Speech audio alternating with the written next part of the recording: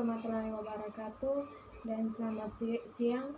Perkenalkan, nama saya Regina Gondalaku, Prodi PGSD kelas 6E.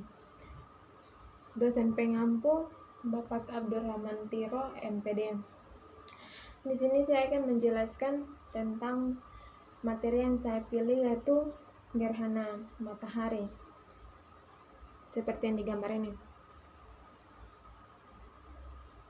Gerhana matahari terjadi ketika posisi bulan terletak di antara bumi dan matahari, sehingga terlihat menutup sebagian atau seluruh cahaya matahari di langit bumi. Berdasarkan cara tertutupnya matahari, terdapat 4 jenis gerhana matahari. Yang pertama, gerhana matahari total. Yang kedua, gerhana matahari cincin. Ketiga, gerhana matahari sebagian. Dan yang keempat, gerhana matahari hibrida atau campuran. Walaupun bulan berukuran sekitar 400 kali lebih kecil daripada matahari, bulan terletak sekitar 400 kali lebih dekat dengan bumi, sehingga kedua benda langit ini tampak hampir sama besar di langit bumi. Karena orbit bulan berbentuk elips, jaraknya dari bumi sedikit berubah-ubah, sehingga kadang tampak lebih besar dan mampu menutupi matahari, atau menyebabkan gerhana total, dan kadang lebih kecil dan hanya dapat menyebabkan gerhana matahari cincin. Gerhana matahari total terjadi ketika bulan menutupi matahari sepenuhnya, seperti terlihat di gambar ini.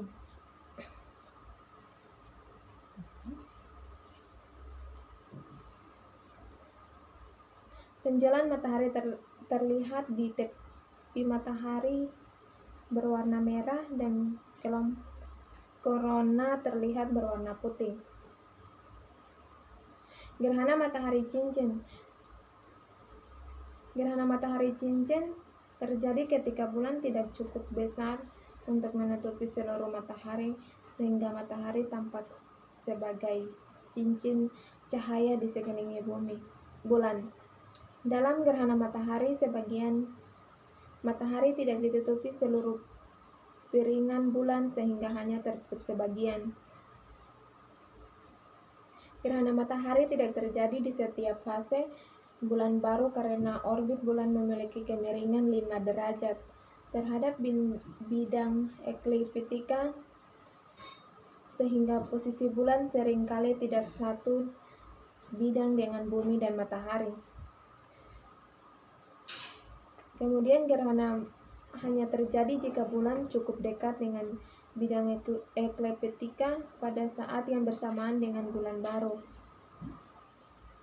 Gerhana adalah fenomena alam, tetapi dalam sejarah sering dianggap sebagai pertanda atau firasat, dan dapat memicu rasa takut karena matahari tampak hilang dan langit menjadi gelap secara tiba-tiba.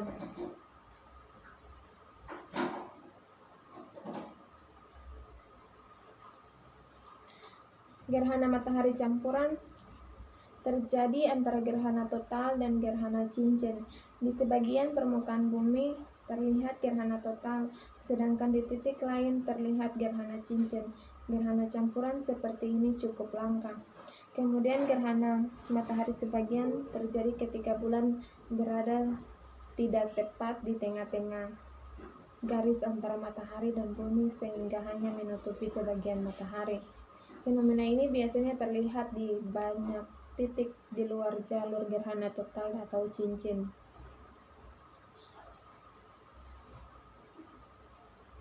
Jarak antara bumi dan matahari juga berubah-ubah karena orbit bumi yang elips.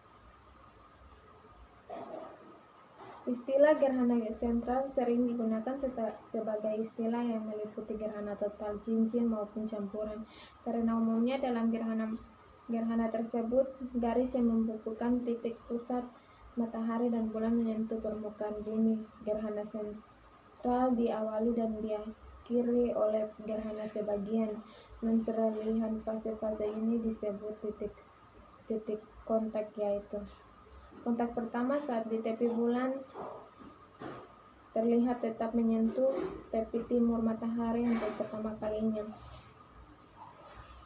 Kontak kedua saat tepi belakang bulan menyentuh tepi timur matahari sehingga memulai gerhana matahari sentral.